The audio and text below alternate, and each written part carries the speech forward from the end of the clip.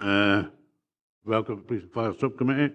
On today's agenda, we have a number of important business items to consider, including a presentation on the work of the Scottish Police Authority. In this connection, I'm pleased to welcome Brian Barber, who is the Scottish Police Authority lead contact for Dumfries and Galloway. May I also welcome Mr. John Beresford, who is the Community Accountability Coordinator with Scottish Police Authority, and John is in attendance as an observer at today's meeting. As always, there will be an opportunity to engage with officers at the end of the meeting. Item 1, Lucy, any apologies? Good afternoon. We have no apologies. There are 9 members present today. Councillor Yen and Councillor Nicholl may be along later. Thank you. Any declarations of interest, members? Okay, thank you. Item 3. Before I hand over to Brian for his presentation, I would wish to remind members of the recent members' briefing we held on the 12th of December last year. The briefing was most informative, and I'm sure that those members present would agree that it helped us to gain a better understanding of our role as elected members in carrying out scrutiny of police and fire. The briefing also provided us with an update on the arrangements put in place by other councils across Scotland, and it was pleasing to note that our arrangements in Dumfries and Galloway are looked upon favourably. I was particularly pleased that our colleague from the Police Authority, Brian Barber, attended the briefing and played an active part in our discussions. Therefore, I'm particularly pleased as a result of discussions at the briefing, Brian agreed to do this presentation today. It is my belief that this subcommittee should endeavour to establish a close working relationship with the Police Authority. This will also maximise opportunities to work with the Police Authority through our designated lead contact, Brian Barber.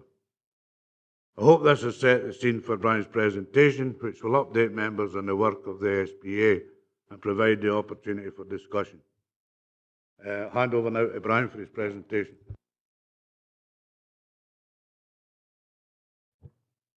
Thank you, Chairman, and thank you, members, for inviting me today.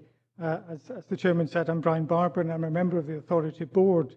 And it's really good to have an opportunity to talk about the SPA, but also to hear a little bit about the kind of issues and challenges you have in Dumfries and Galloway. We're 2 years now into the changes from 8 forces into a single police service for Scotland. And it's been a bumpy journey in some ways, but also has made a lot of progress. The last few weeks certainly have been a challenge for any of you watching the media, particularly around stop and search. Then it's certainly been a challenge for the SPA and for Police Scotland. But I do want to look backwards and then focus a little bit more on how we can work more effectively moving forwards and how we can continue to put localism at the heart of policing while getting the benefits of a national service. The SPA board is 12 members. We did have 13 members, but 1 member resigned due to ill health. And fairly recently, there were a vacancy notice went up for up to 3 new members to be appointed from the 1st of April. And that recruitment process is underway just now. Vic Emery in the top left-hand corner is the chair of the SPA, an experienced businessman. And we have a variety of skills spread across the SPA.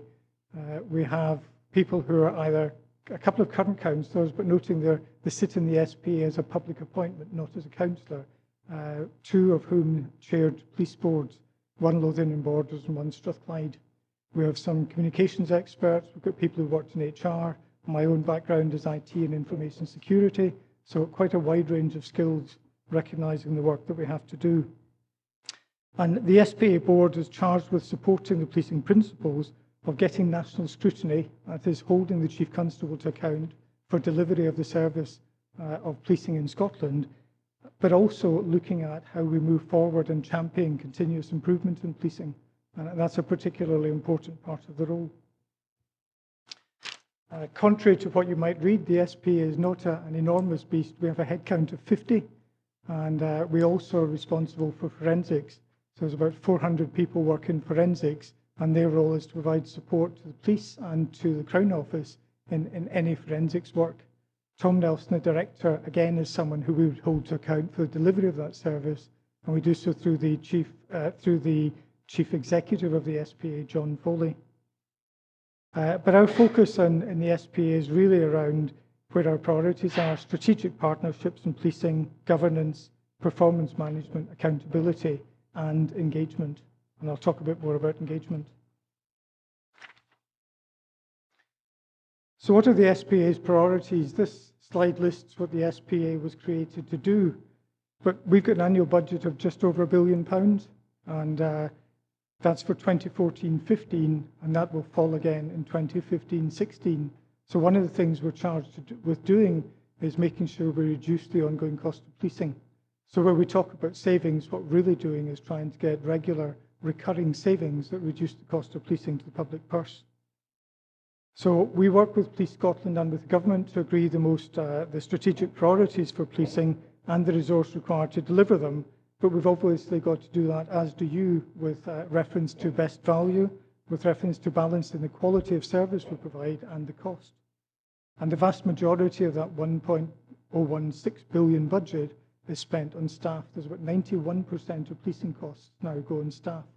So our ability to do cost reduction in the remaining 9% diminishes year on year.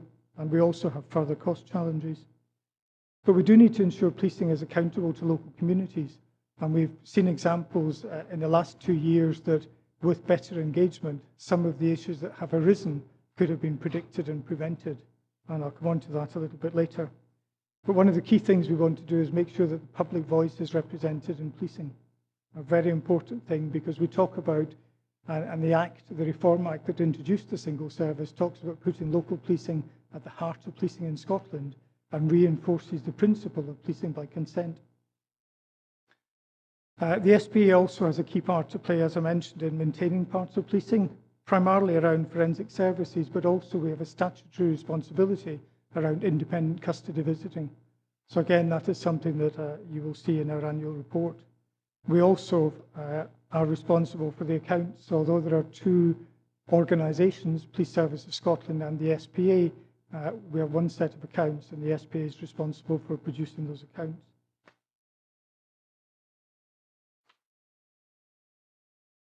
So what does the SPA stand for?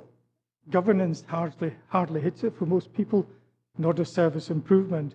So I think things we openly stand for are about ethical policing and policing operating with the consent of communities.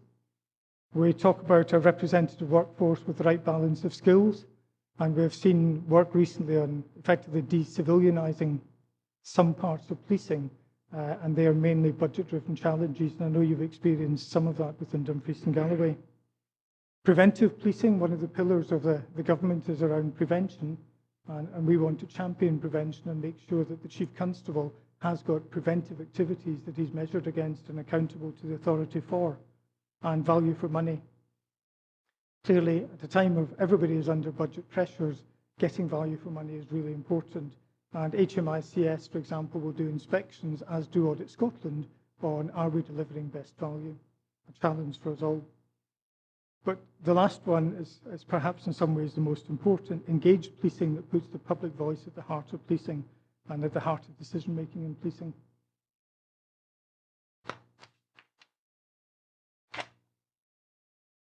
You'll be pleased I'm not going to go through each of the committees. I'm sure you have enough of committees, but we do have a governance structure. We have the full SPA board meetings, and the board meets a minimum of 6 times a year. We've probably met about twice as often as that in the run-up to the launch of Police Scotland, through Police Scotland, and up to more recently. And I'll talk a little bit in Stop and Search about an extraordinary board meeting we had last Friday, which held the Chief to account for some activities around Stop and Search. But these are the kind of committees that you would expect to see in any large organisation. We're committed to making the meetings open and accessible, so all of our meetings are open to the public, apart from ones where disclosure of information would put people at risk, in which case those parts of the sessions are held in private. And all of the sessions are broadcast live on the web. I have to say, as chair of the Audit and Risk Committee, I don't see a great number of people staying up at night watching the Audit and Risk Committee, thrilling as I find it. We also we live stream the meetings. I think your own meetings are live streamed now. And we have hundreds of people logging in to look at the board meetings, but clearly the attendance we have in the virtual community depends on what's on the agenda.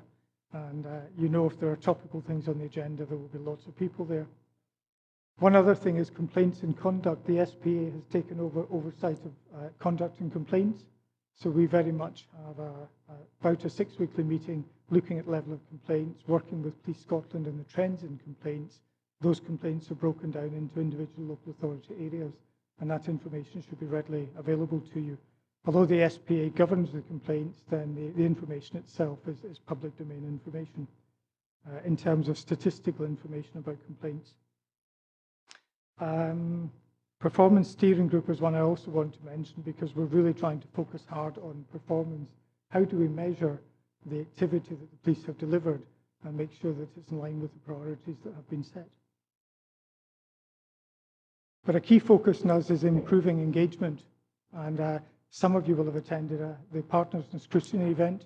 We did launch one, I think, in March last year that was a joint event with Scottish Fire and Rescue Service, probably a bit late in the day in being set up, and we learned some lessons from that. The last event that ran in October was a bit more successful, and the next event is focused entirely on policing. And invitations have already been sent to the council, and it would be good if we have members of the scrutiny panel as well as our members of the scrutiny committee as well as the chairman. This forum has helped us to start really to get some of the issues that are driving things locally out on the table. We have board members aligned with every local authority in Scotland, and one of the advantages of that is as we're out and about, we are picking up themes, and we can pick up the themes and then take them up with Police Scotland. I myself am aligned with Dumfries and Galloway, Perth and Kinross, and the Western Isles, and I live in Edinburgh, so I'm not quite sure how that alignment came about. But you should expect to see more of us. It was very good of the chairman to talk about the fact that we have been engaged a bit more because we're very keen. We have a community accountability group, and we're very keen to get out and about and actually understand more about what's happening locally. Having said that, of course, our very strong desire is the issues around policing and policing service. You have a very clear role to play in that, and our preference very much is that the local commander is held to account by local scrutiny for the service that's delivered, and the issues are resolved locally. We do have an informal and a more formal escalation path where issues aren't resolved locally, but the vast majority of issues in policing are handled locally and dealt with locally well.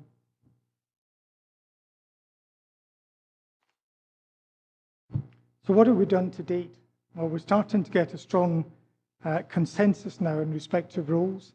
There hasn't really been a turf war, despite what you read in the press. We are consulted on the strategic policing plan. So again, that policing plan is there. We're consulted, and we give a formal response to the chief, and the chief takes account of our recommendations before they publish that policing plan. We have established engagement with every local authority, and we talked earlier about the Partners in Scrutiny event and the work we're doing around scrutiny. And I'm happy to talk a little bit more about scrutiny in the question session. We had a target to achieve 64 million reduction in the ongoing cost of policing, and that was achieved for 2013-14. We have a similar target for 2014-15, and unfortunately at the moment we're about £4 million adrift of that, and some of that was related to the non-appearance of Proceeds of Crime Act funds that we had been hoping to get. We have done a number of reviews, and some you participated in. I led a stop and search review published the findings in May last year. We produced 10 recommendations for Police Scotland, 2 for the SPA. All were accepted, and I'm happy to talk a bit about stop and search if you wish, because that was very much topical in the last 10 days. We also had an HMICS scrutiny review of the Standing Firearms Authority, and that was very much around the technical aspects of have the police done the right things to make sure that they have followed the process for making decisions of issuing a standing authority. And then the SPA undertook a review, which I know the chairman gave evidence at, which was about, well, how did we get from a position of not knowing about what was happening to where we are today, where there was a vast amount of public and media interest. And we produced recommendations which I think are within your document. And having spoken earlier, they seem very much in line with the thinking that you presented at the evidence session.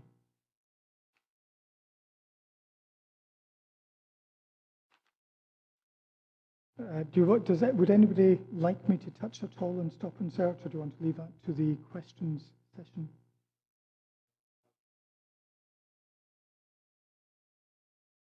Okay. Stop and Search, just after, about 3 months after the SPA was formed, we were very much aware of interest in Stop and Search. There was public interest, there was media interest, there was parliamentary interest, and we announced at that stage we were going to lead a scrutiny. We asked Police Scotland to provide a report. Police came and produced a report to a board meeting, and after that board meeting, we thought, actually, we need to find out more here, and we initiated a scrutiny review. So we set up a small team to look at Stop and Search across Scotland and indeed England and Wales, statistically England and Wales. So we led that piece of work, produced recommendations and published a report in May last year. As I mentioned earlier, the report had 10 recommendations for the SPA, 10 for Police Scotland and 2 for the SPA. And at a subsequent meeting, all of those recommendations were accepted. Police Scotland then went into, well, in fact, I went with the ACC Mawson to a parliamentary committee, the policing subcommittee, and at that stage, the ACC gave a commitment that children under 12 would not be searched on a consensual basis. So where a police officer had reasonable cause to suspect somebody under 12 had a weapon or drugs, they still had a statutory power to search that individual, but they gave a commitment that that wouldn't happen for children. Some data was released to the BBC about 10 days ago, perhaps 2 weeks ago, that turned out to be inaccurate. Now, firstly, the SPA wasn't as involved in the releasing of that data as we should have been. The data shouldn't have been released in an inaccurate way, but it posed questions about why the data was inaccurate in the first place. An awful lot of public interest came from that over the last 10 days. The Stop and Search database had problems. So a whole host of problems have been uncovered, but we have had a commitment from the chief that that practice of searching under 12s on a consensual basis has stopped. And so moving forward, the challenge for the police at the moment is to get in place the right technology, because this new system didn't deliver what it should. Get in place the right technology, but I think more importantly, looking forward, why do we search children on a consensual basis? In many cases, they don't have an ability to give consent. And I know the Human Rights Commissioner has given questions about whether someone could give informed consent when they're dealing with someone with coercive powers. So there's a review underway just now to look at the future of consensual stop and search. It's led by DCC Fitzpatrick. The SPA is involved, and at a board meeting, the extraordinary board meeting that we called last Friday to hold the chief to account for stop and search, we have made very clear the expectations of the SPA in delivering this preliminary report to Parliament. The report will come to the SPA, and we've said there needs to be very much engagement with local communities, needs to be engagement with staff associations, with young people's groups. So let's really look very, very broadly about stop and search, but also look at the risks, because it is very clear that although we could find no causal link between the level of stop and search and the reduction in violence, we did see that stop and search took weapons off the street, it took drugs off the street, it took alcohol off the street. So there is a danger if we rush into stopping, or if Police Scotland rush into stopping completely, that we'll open up some risks that we wouldn't like to see. So again, we've made very clear that the risks need to be understood, the evidence gathered, and then a decision made. And sometimes I think there's a tendency for people to rush to conclusions, such as we need a statutory power. We are cautioning very much, let's understand that first, look at the evidence, and then come up with a conclusion. I should also have mentioned in Stop and Search, that we did have the police ran a 6-month pilot in Fife from July to January, and that was looking particularly around stopping and searching children and the issue of consent. So the lessons learned from that pilot are currently being analysed by an independent group, so that again, we have an independent assessment of the evidence so that the conclusions can be fed into the review of Stop and Search. Now, if we move on a little bit now to challenges ahead, we will have difficult decisions to take. We do have some significant budget challenges, but we do need to make sure that policing as a whole, you get the benefit of the national service in terms of access to national resources, but you also get the real benefit of driving your local priorities and putting local policing at the heart of policing. And I think you as a committee, if I may say, have a very important part to play in terms of development of the local plan. The first year of local plans, they were put in place and they were relatively immature. I think we're now at the stage with the third iteration of local plans where you should be able to say, these are the outcomes we want, and be working with police to be really clear in the outcomes, but also in some cases, these outcomes are very difficult to measure. So you might need to focus a little bit on what activities do you want to see the police undertaking, and then you can hold the local commander to account for delivery of those activities in the same way that the board holds the chief to account. And a good example of the board holding the chief to account was when this issue around stop and search arose. We called a special board meeting with the chief constable with DCC Fitzpatrick, and we were seeking clarity about how did this data get released, why was it wrong, and that will still run a little bit further. And while it's an important part of understanding what went wrong, our focus is as much on let's make sure we get it right in the future. So one of the things that I proposed on the board meeting on Tuesday was that we do an independent review of the way we develop ICT systems, because clearly what was delivered didn't do what it said in the tin. So we need to be absolutely sure that we have robust processes that deliver systems that they should deliver. So we're looking again at the financial targets. We've got to save a total of 1.1 billion by 2026. And again, I'll talk about this in terms of the recurring cost. The cost of policing should reduce year on year for the next few years. But while we're doing that, we're trying to maintain police performance and having a lot of dialogue with the police about prevention. We all know that prevention is cheaper than fixing after the event. So we need to find a way of getting the right activities and the right focus in prevention. And a lot of that comes through partnerships. So again, how do we measure the effectiveness of working partnerships? And this is one of the areas I think dialogue with local authorities can help, because we can gather from you, and it's perhaps something that could be spoken about at the March seminar, is how do we actually get these partnerships measured and get the right activities and partnerships? Local and national scrutiny I've mentioned. We see ourselves as complementary to you. We scrutinise at national level. We look to you to scrutinise at local level, and we should be complementing, not duplicating. But clearly, if there are issues that aren't being resolved locally, we have a forum for making sure that these are raised and escalated within the SPA and within Police Scotland. And again, something that will come up next week with the focus on, in the seminar on the 20th of March, is if we look ahead to what policing should be like in 5 and 10 years, that should help inform some of the things we need to do. We should have you involved in that debate. So part of that session on the 20th, we'll be thinking about policing looking ahead and not just looking backwards.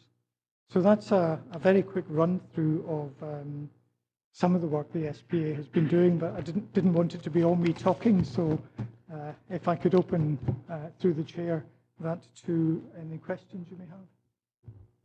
Thanks, Brian, and thanks for that comprehensive presentation. Just to remind members that I should have done at the start of the meeting, as the meeting is being recorded. Too late for you. Just to be aware that meeting is recorded. I wonder if do you want to do the questions in the stop and search first, if there's any, Brian, then we'll do it in the general presentation. So any members, any question in the stop and search part of it? Richard?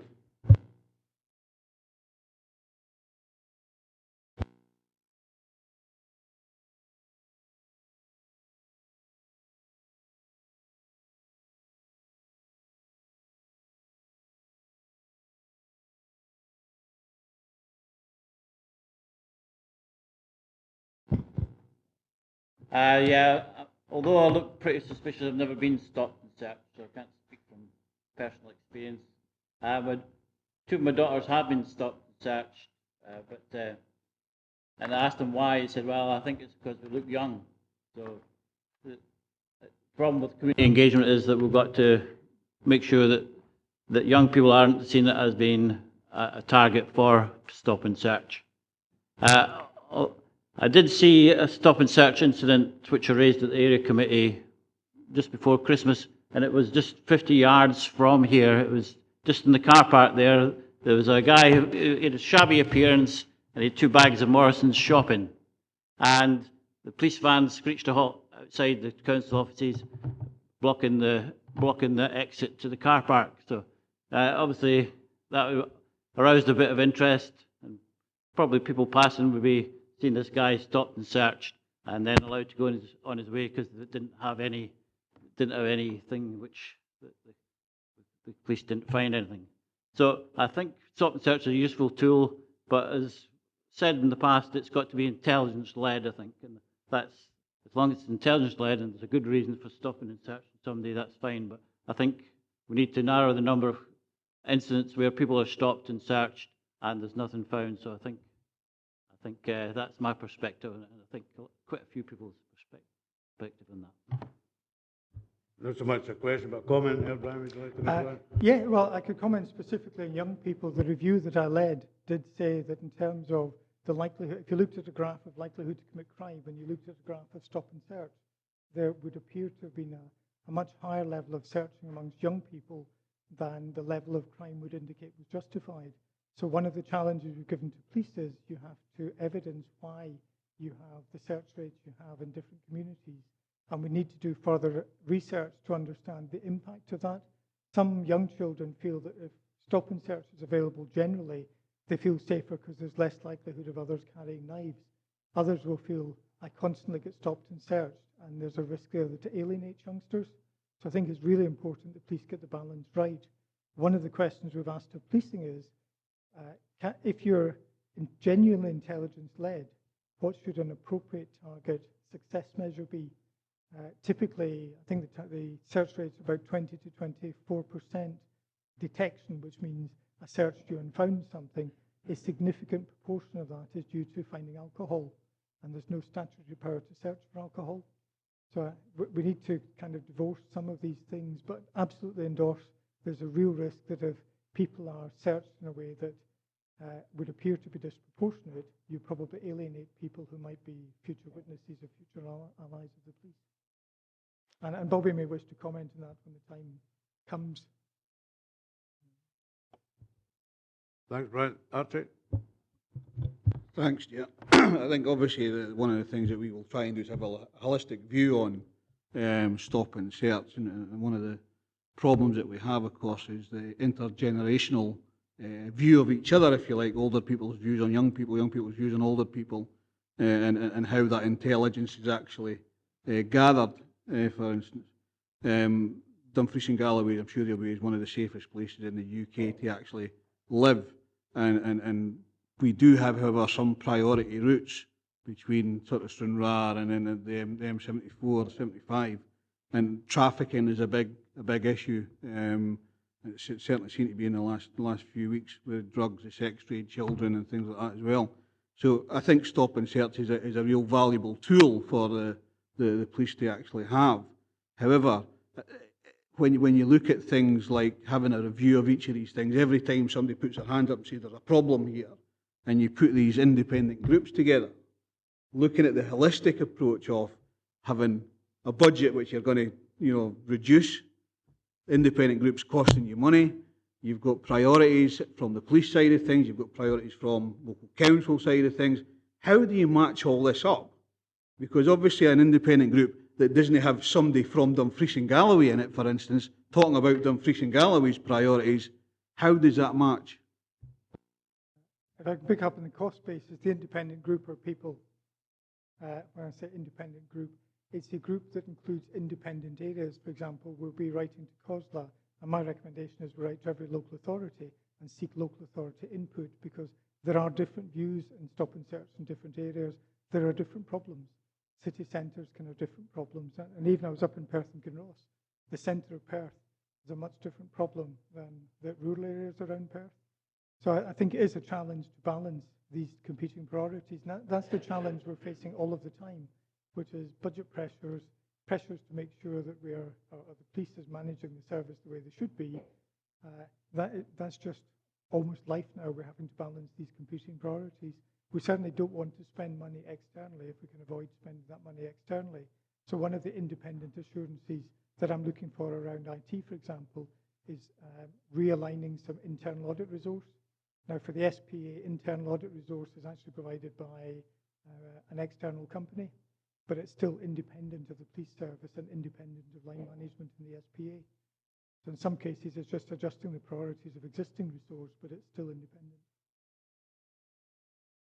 Obviously, one of the things that we do is scrutinise our local officers and things like that, because we've got a better understanding of the particular area. Buying, auditing, seems to be it would be without understanding fully what it actually means, would be a waste of money, specifically if you've got an opportunity to use local authorities, elected members from those particular areas, to be part of that audit and risk independent view, because obviously they've got their own backgrounds in certain areas. They've also got their local authority to be considered when they use that particular thing. So I get very sort of titchy when I hear about buying audit and risk in, because you're actually paying somebody to tell you you're good or bad. They're going to tell you you're good. Yeah. If I could just pick up on that, there is absolutely a requirement for, this is a Police Scotland review of stop and search moving forward. What the SPA has done is said we need to find a way of making sure that voice is heard across local authorities. I'm expecting the terms of reference to be agreed this week. That would include exactly how they're going to do it. We have an SPA officer, Tom McMahon, aligned to that to make sure that we're very comfortable that the level of engagement is what the SPA would expect. And if I can touch on engagement, I'll come back to the audit point in a moment. We did talk and agree with policing with the Police Scotland at a board meeting on Tuesday that the police have committed to engage in advance now with both the SPA and on a wider basis on any policy or approach that is likely to raise significant public interest or that would require significant communication and engagement with partners. So that is a step forward. If I come back to the audit side, we just have an internal audit program that happens to have some of the resource provided by external auditors. For example, IT is a specialist audit resource. We couldn't provide that level of specialism within the SPA. There is a tender out at the moment looking at how can we provide internal audit resources to the SPA. But when I say independent, I'm thinking independent of Police Scotland or line management within the SPA. Thank you. Ian? Thank you, Chairman. The Windsor Review into policing for England and Wales looked at various aspects of policing. Included in that was recruitment into the higher ranks through the either direct entry at superintendent level, graduate entry schemes, and fast track. Now, I appreciate that in Scotland we do have a graduate entry scheme, but do the Scottish Police Authority or in fact Police Scotland have any view on, in particular, the controversial direct entry at superintendent level? In England, I think England and Wales were around 14 recruited last year. It isn't something that we have considered or even looked at the moment. I don't know, Bobby, if you're able to add anything to that.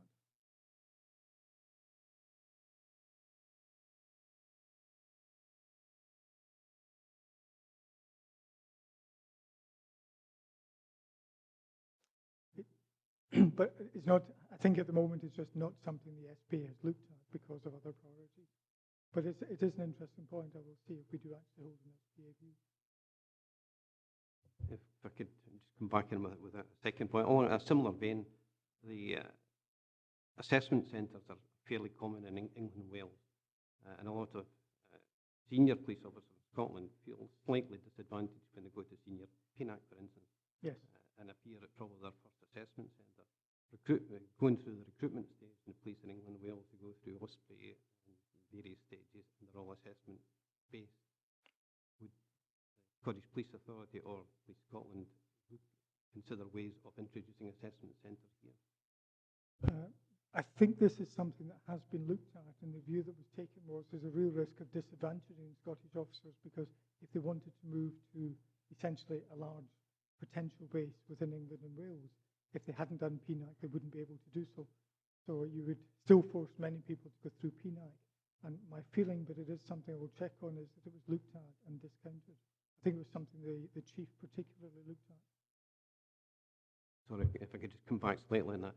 No, I do appreciate that part. It's more the fact that very often, first time that senior police officers are experienced an assessment centre is at senior PNAC, where their English and Wales colleagues tend to go at various stages through their career and are better prepared.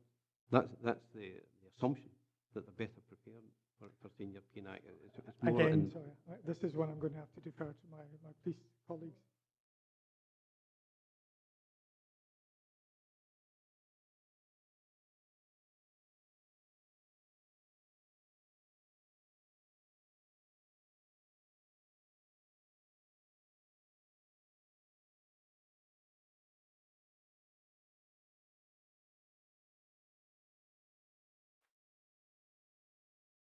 Does that help? I'm sorry I couldn't answer it. Thanks. So we'll sort of concentrate on the first part of the question and stop and search. Is there any further questions and stop and search?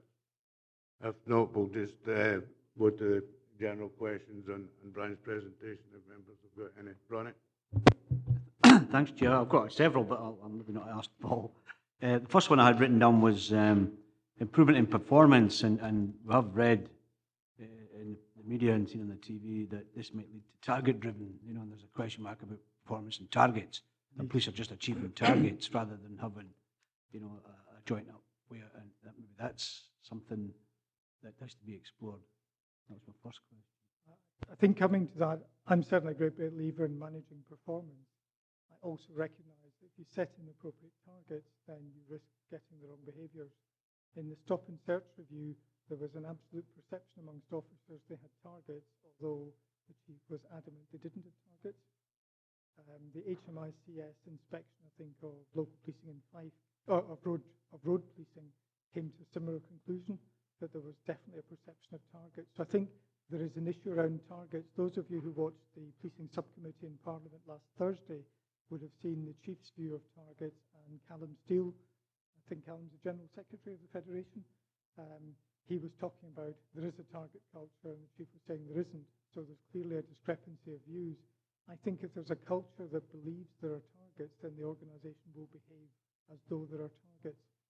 So we have a leader of the performance group in the SPA, and we're working very hard with policing to say how can we get the appropriate measures of performance and take away the idea that targets per se deliver good performance, because they undoubtedly carry risk. Absolutely. It's the local priorities versus national policy. Dumfries and Galloway had actually saying that historically we've had a very good relationship and a low crime, different crime, say from Glasgow. We don't similar critical mass, if you like. So we've got a local way we police things locally, but then you've got the Scottish Police Force with a national policy. It's, maybe the two don't meet up. So things are coming down the top that don't fit well with us here. I just wondered if that had been taken into account, because there has been some discrepancies, if you like, if that's the right word. I think, again, it's very fair to say that in the move to a single service, there was a danger that a national policy became the way of doing things.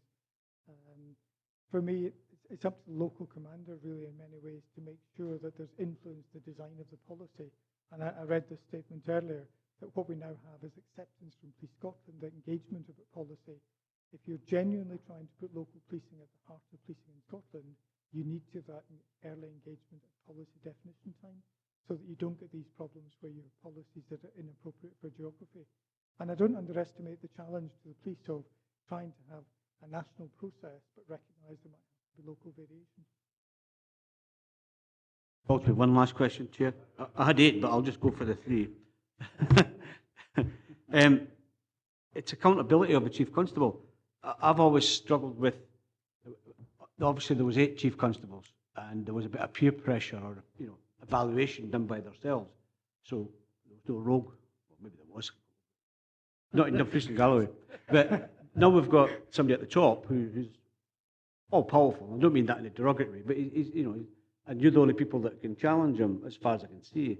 So we've lost that peer pressure accountability, if that's the right way to put it. I just wanted, and I know there was a bumpy road, you mentioned it yourself. I won't go back to what happened, but going forward, obviously, the Chief Constable is now saying, well, I've got to listen and share my ideas with people before it become policy, which is a good thing, because you don't have that balance there no more, that checks and balances that your peers would bring to the table. I just wanted, going forward, you've obviously addressed that. I think your point is well made. The Chief Constable is a very powerful individual. The SPA is there as part of that check and balance to hold the chief to account. An excellent example of that was as soon as we got the release of the data to the BBC, we held a special board meeting, the Chief Constable and the Deputy in, holding them publicly to account for what happened with not just the data, but how we got into the position we're in. So I've no doubt at all the Chief believes himself to be accountable to the SPA. We do hold them to account. We set the objectives and we deliver the appraisal. So all of that is around good governance about the chief. And the dialogue that we have here and with other local authorities helps inform the view. If we have a thing that says local policing is at the heart and you need local engagement, and as board members are out and about and don't see evidence of that local engagement, that has to feed back into that performance loop for the chief. I think the chief would also recognise that again, looking back to the policing subcommittee last week, I'm sure he absolutely felt held to account. You only have to watch that. Who is ultimately responsible for the chief constable? Because when the armed police thing became an issue and it was mentioned in the Scottish Parliament, the then Justice Minister says, well, it's an operational issue. So just wondered who and ultimately has control over the chief constable. The chief constable is accountable to the SPA for the policing of Scotland. Sorry, the chief constable is all police officers employees of the SPA, all police staff are employees of the SPA, so technically the SPA is the employer. All of the police officers and police staff move under the direction and control of the chief constable, but absolutely it's the SPA within the Act as well who holds the chief to account. In terms of appointment, the SPA interviews candidates for chief constable, recommends two to the government, and at least two to the government, and the government picks one. So we don't appoint the chief, but we certainly interview and make the recommendation. Craig? Thank you, Chair. I have a couple of points. First point within your presentation regarding the progress to date. And I was interested that you state that you've achieved all the £64 million of savings that were required for 2013-14, when I'm sure I read in a Public Accounts Commission report that the government's savings target for the formulation of a single police force was misleading and those figures would be unachievable. So I'm quite interested to know a little bit about your comments on that. And following on from that, you mentioned that this year's savings target you are struggling with at the moment to achieve a further £64 million. And that is because the monies gained from the proceeds of crime were less than you anticipated. Now that really raised some concerns with me, because monies that would be gained from the proceeds of crime should not, in my mind, be used to address savings to be identified by the SPA. I mean, they are there for a different reason. Nobody knows how much would be returned from that particular proceeds of crime issue. And I certainly do not think that anything gained from that should be used to offset savings that the SPA has to identify from general operations. Thank you for that. It's a number of questions there, if I could take them in turn. The outline business plan was what produced the savings, and you're right, audit have challenged that outline business plan. But in terms of 2013-14, the 64 million target that was set in recurring cost reduction has been met. The accounts have been signed off and the accounts have been presented to Parliament, and Audit Scotland have approved those accounts. I accept your point about POCA. If you look at Proceeds of Crime Act, my understanding of the intention of the police was that the government had agreed that should there be surplus greater than something of the order of 7 million in POCA money, the police could bid for the money in the same way as any other organisation could bid for it. And that bid would have to be a business case into government, and that business case then would have to be on the basis of spending money, presumably capital, on something. The gap in savings just now, we are about 4.2 million short of where we would want to be by the end of the year. And Police Scotland and the SPA are working on closing that gap. But I do take the point about POCA. There's a big issue about POCA at the moment in terms of the money that's identified for the court, and both the length of time and the amount of money that comes out the other end. The Chief said at the board meeting on Tuesday that there's now work underway with Police Service, Crown Office and others to look at that stream and understand, are we being unrealistic in the expectation? Are we just not getting the money we should get, and why is it taking so long? Yes, thank you, Chair. Just on that point, so that I'm clear, You are not trying to identify monies gained from the proceeds of crime to offset your savings targets. Is that correct? Then? That's not the intention. The intention is that there is. I share your view. You shouldn't assume POCA is there to reduce the cost of ongoing policing operations. My understanding of it was that there was absolutely a business case would need to be made to the government to say this is what we would want to do with that money. Now, by definition, if you go to do something you might have wanted to do anyway, you may well not be spending money that you would otherwise have spent. But I do absolutely take the point about pocket and budget. I think if you look at the Finance and Investment Committee minutes or the board minutes, there has been a lot of discussion around pocket funding. And the assumption now is there is none. And the second question, Chair, if I may. It was not related to your presentation, but I'd like to bring this opportunity to ask this. There has been concerns through various communities meetings that I've been at lately with regard to the 101 number. The fact that the call centres have been centralised now and the lack of local knowledge and that knowledge being lost into the centralised call centres. There's complaints coming through now that because the 101 number is chargeable, people are being actually held on the line for periods of time. They've lost that opportunity now from in the past where if they called a local centre, they could actually be passed through to a constable, depending on what the issue was related to. That facility is not available to them now, and basically the operator just takes a message from the caller and then tries to identify where it and pass it on. So there's concerns to be looked at in there, and I'd like you to consider that and take that forward. Some of that we have asked the ACC, Mike McCormack, as he's sitting after the board meeting this week, come back to the next board meeting with an update on where we are with the 101 service. Picking up on the cost of the call is a single 15 pence cost, so it doesn't matter how long you're on the line, there's a single 15 pence cost. There is a debate over that because I think the 111 service has been made free, and I know some people want the 101 to be free as well. That again comes back to the fact it costs money to run the service. That 15 pence pays for some of that. If it is made free, we would have to find the money from somewhere else. So I may pass over to Bobby to answer that in due course. I'm afraid in terms of technical or passing over calls, again, I'll defer to Bobby if I may. Come back on that point. I appreciate that your answer in saying that the 15 pence charge is a single charge.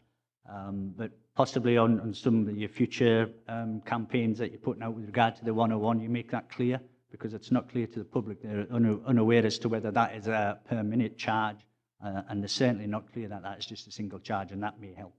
I will certainly pass that feedback on to Mike McCormack. Thank you. A couple of speakers coming back in. Councillor Brodie. Yeah, thanks, Chair. I've got a couple of questions. One's on the finance side. Obviously, when Police Scotland was set up, it was set to make a several £100 million savings over a specific time. How are we moving towards meeting that target? You mentioned about meeting your budget targets. How do they square with what was intended in the first place, and how long will it take to gain back what was spent in setting up Police Scotland, the redundancy charges and capital setup costs? That's the first question. I will answer as many of those ones as I can. In terms of finance, the savings, as I mentioned, the savings, the first year target, the cost reduction targets were met. You could argue largely on track, but as a board with the accountable officer, we're not comfortable that we are 2 months to go and 4 million short. So we don't yet have a plan to close that gap, but that's being very actively worked on. The outline business case envisages a 1.1 billion saving in recurring costs by 2026, and we are comfortable that we will actually meet that target of the 1.1 billion by 2026. I'm not aware of significant capital costs in setting up Police Scotland, but I do know there was reform money put behind. So the government provided special funding, for example, to cover VAT, because we can't recover VAT. So the government put in the equivalent of what VAT the police service would have paid. So there is a reform budget from which money came for modernisation. So things like the investment in I6, money has been drawn down from the reform budget. And redundancies, typically, any redundancies, the cost recovery period is about 13 months. There is a policy, it might be that it can't go beyond 15 months, but there's a payback period. And if redundancy doesn't meet that payback period, then it wouldn't go ahead. Just another question on that. Sorry, Chairman, if I may just to add one other thing. You mentioned plans, but the 2015-16 budget at the moment is sitting red in the risk register, and that would have been in the public session of the board this week. So at the moment, we recognise there's a real risk for 2015-16. Well, good luck with meeting your targets in the future. Obviously, you're set up to scrutinise and hold Police Scotland accountable, Chief Constable. Following on from what Councillor Ogilvie said about the firearms, when we objected to it when they brought it in, they said it was an operational matter, and this must be something which you consider at the board level. What is operational matters and what is fundamental policing principles? When we challenged it, we said, well, it's not really operational; it's a fundamental part of the policing. It's a policy matter. How do you find difficulties with that when in the police authority, and how does that work? We have deliberately not defined operational matters because the danger was we became very, very prescriptive, and it kept us out of areas that we think we should be in. And if I was to put it very simply, I would not expect the SPA to have any locus in a murder investigation. I would expect it to be very reasonable for us to ask why a murder investigation cost so much money or took so long. And Audit Scotland and HMICS have given a position that says the SPA should be free to look at matters but not interfere particularly in what I would say day-to-day operational matters within policing. I wouldn't put the firearms issue as a policing operational matter. It is a matter of wider public interest, and it's a policy matter, and that came out in our policing report. Members, I've got one more speaker coming in, and then we'll go to the recommendations. Thanks very much, Chair. I couldn't go without a question with my other hat on, which is the Armed Forces Champion for Dumfries and Galloway Council, and one of the things that I am concerned about is the potential for the SPA and their charging policy to bring charges for national annual events such as Remembrance Day parades. That would concern me hugely, and I'm sure it would be a bad PR thing for the SPA and Police Scotland if they were to charge for policing at Remembrance Day parades.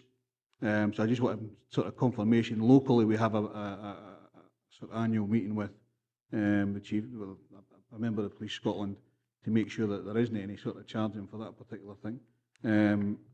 But there was an issue last year that was raised and hopefully was sorted. I do need to meet with Bobby, and I will do, regarding that particular thing. But under the charging policy, I can understand why you charge for police at football matches and things like that. But a national event such as Remembrance Day parades, I would hate to see that going forward.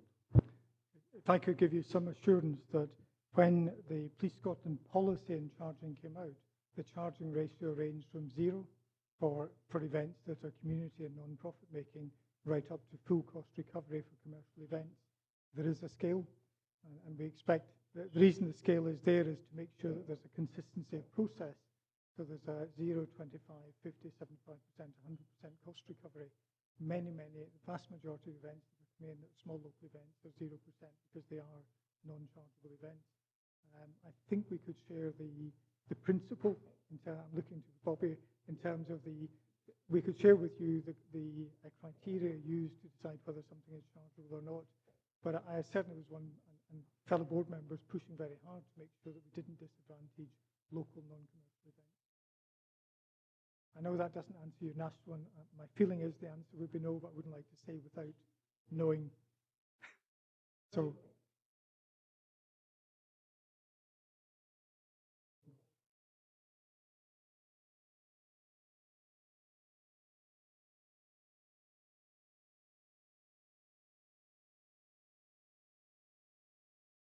Well, that's quite good to know, because I've had local gala committees at me already asking if there's going to be a charge now for services. And the answer there would be absolutely no. I mean, that was part of the reason for making sure we had a policy that reflected the fact that these are things that should be getting done through normal policing. So I hope Thanks for letting me back into it. A lot of us sat on the benches. Pathfinder, thanks. He reads minds. And one of the, because Dumfries and Galloway had a good committee structure for scrutiny of both police and fire, we were worried we'd lose that, and we didn't. We've kept the committee structure. The question I wanted to ask was, there's local scrutiny. How is that manifest itself through across Scotland, so that you get a true picture? I mean, we're here, and there's quite a few of us on the committee. A lot of us have a lot of experience. So you get a true picture of what we feel across our region. I just wonder how that is evolving, or evolving, rather, across Scotland. the answer to the question is I think it varies. Certainly for the areas I deal with, Perth and Kinross, Western Isles, and Dumfries and Galloway, I'm absolutely happy that the local scrutiny people feel that they have real scrutiny over local policing. The anecdotal information I have from other board members is that it generally works, but there are one or two pockets where I think local scrutiny committees don't feel they're empowered the way that we would think they are. And our message to them is be assertive in your demands. This is a local commander responsible to local community. As a scrutiny body, be assertive. Make your requirements clear and hold the police to account for delivering them. So overall, I would say very positive, but definitely with still one or two pockets of learning. Yeah. And sorry, without wishing to re-emphasise a point, please make use of the local plan. You have a chance here to really influence local policing for the next year going forward. These are maturing living things, but please take advantage of that. Okay, thank you, members. Got the recommendations. Members are asked to note the update on the work of the Scottish Police Authority. I'd also like to note the openness of Brian and answering the questions. And I think in the early days of the new force, we were a wee bit apprehensive and disappointed that we didn't have a sort of link with the SPA. That we didn't have that link, and we really appreciate the link, the dialogue that we now have with Brian. It has assisted us a lot in the last few months. Thank you, Brian. Item 4, Police Scotland, Dumfries and Galloway Local Plan 2014-2017 9-month performance updated. The purpose of this report is to present the Police Scotland, Dumfries and Galloway Local Plan 2014-2017 9-month performance update for 1st April 2014, 31st December 2014 for members to scrutinise. I would ask Bobby Muir to present the report. Bobby. Thank you, Chair, Councillors. Looking on this report up to the end of December is the figures that we're looking at as per our policing priorities and based on our 2014-17 policing plan, which we adopted last June, focusing on antisocial behaviour and violence, substance misuse, crime, public protection and road safety. A quick kind of summary of the main highlights of that report is violent crime continues to fall, just under 12%. And the violent crime I'm talking about there is the murder, the serious assaults and the robbery. And just to take a bit into perspective, the serious assaults, this time I'm talking about last year, we had 72 serious assaults and we're down to 51 this year, which is 21 fewer victims of crime. And if we're looking at the whole costs of that, that's 21 fewer victims and reports we had to deal with, 21 fewer people visiting accident and emergency. So the whole society has benefited from that. With the robbery, we are actually, as was said earlier, one of the safest places to live. Where robberies were 14 for the same period last year, and we're down to 12, 2 less. So that's another good figure. One of the big things which impacts on policing a lot is general disorder, and that's down almost 18%. And that's really because frontline officers are dealing with the street drinking and all the issues that are happening with that and reducing the calls from the public. Hate crime, horrible crime, but in total, we're getting a 92% detection rate in that. And up to date, this is a current figure, as of Monday, we had 107 hate crimes, and 92% of those are detected. And it's not to say that we won't detect a few others in the coming time. One of the growth areas, for want of a better phrase, is domestic abuse. As a region, we're showing up 9.9%. Nationally, the country, it's up 2.6%. We've had 922 domestic abuse crimes over this period. Although I would like to emphasise that there's some positives in that, because victims are coming forward to report incidents of domestic abuse. And that's something that has taken a lot of work, partner agencies and the police, to encourage people to come forward. And it is really an area that takes up a lot of policing time dealing with domestic abuse, because the reports and inquiries that are into that are quite thorough.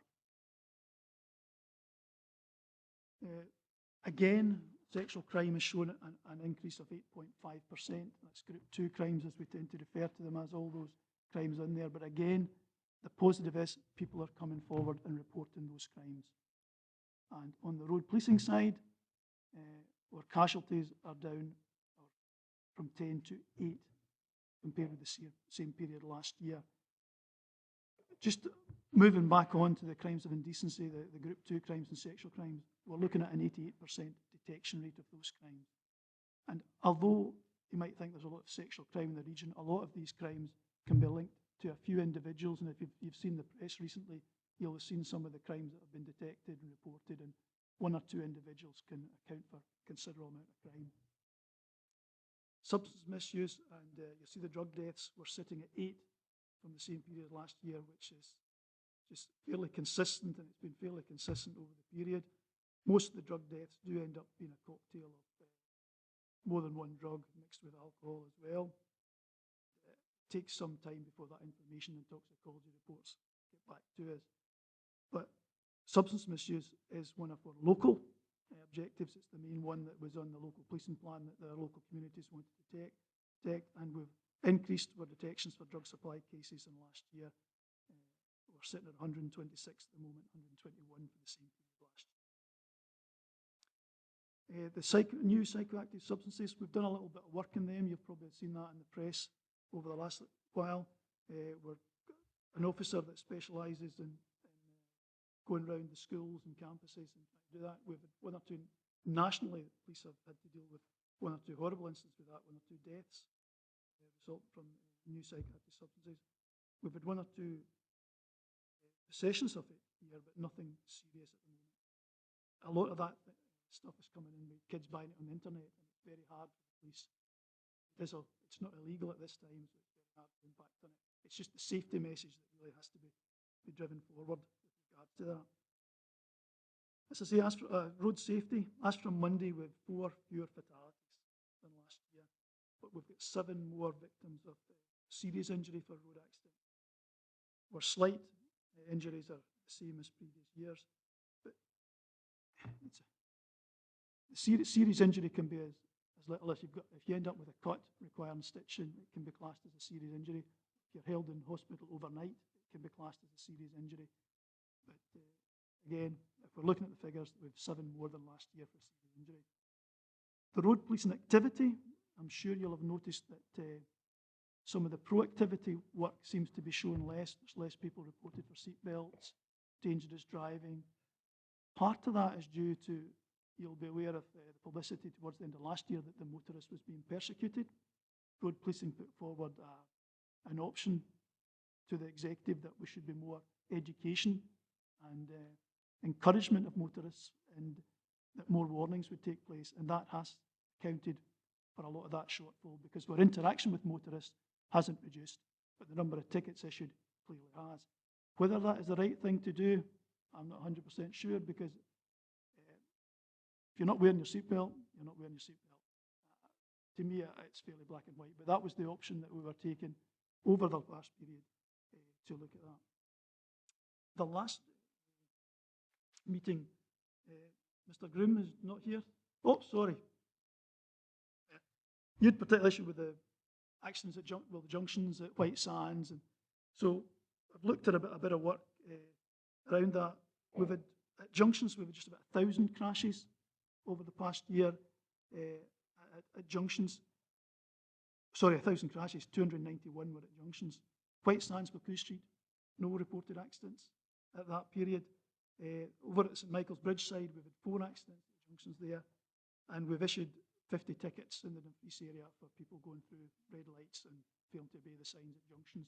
So there's been a bit of work ongoing with that, but I know that junction annoys you, for want of a better phrase, but we've looked at it and we've had no accidents there, and the phasing of the lights has been checked and seems to be working. But can just come back in that, Bobby. The lights at the top of the sands, it's going down Buccleuch Street. Now, yesterday, well, any day you go there, there's always vehicles coming through the lights after they've stopped. Yesterday, there was 4. The first one was a bus, and the last one was a police vehicle. That was in that one junction. But this is... and to say there's no accidents, if you just have to look at all the metal work around there that's all demolished, it must be an accident. There's certainly not been reported accidents to the police, and I'll certainly have a look at it again with road policing. But road policing, local authority, everybody's had a look at it with the phasing of the lights, and there's certainly no reports over that. But we do have cameras there. We do, yes, and the cameras certainly haven't captured anything. They must have captured people that are jumping the lights. We wouldn't use that for prosecution. They're not red light cameras as such. Well, we do provide money to the camera safety partnerships. Perhaps that money for that could be used for it, because I still get the amount of people saying to me that they're shocked at the amount of vehicles that jump the lights. Unfortunately, the safety camera partnership have got criteria for the deployment, and they don't have the red light facility locally for doing that. Yeah. But I'll certainly keep the local officers in mind with it, and certainly I'll find out if any of them went through a red light. Well, I could tell you the time, but I'll not get anyone into trouble now.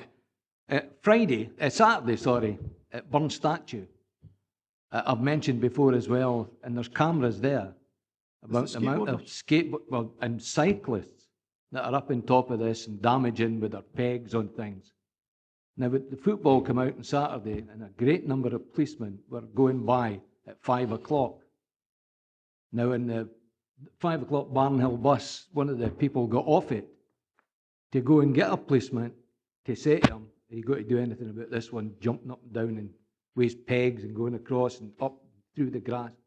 I don't know what happened to that, because I had to leave at that time, but it's still continuing.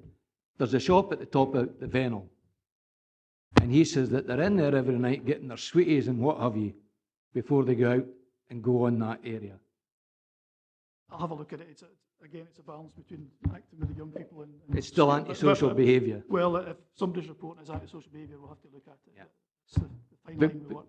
Before I finish, Bobby, I'd just like to say I'd like to thank Stephen Lowther very much for all the help that he'd been for the recent death of the young boy that fell in the Nith.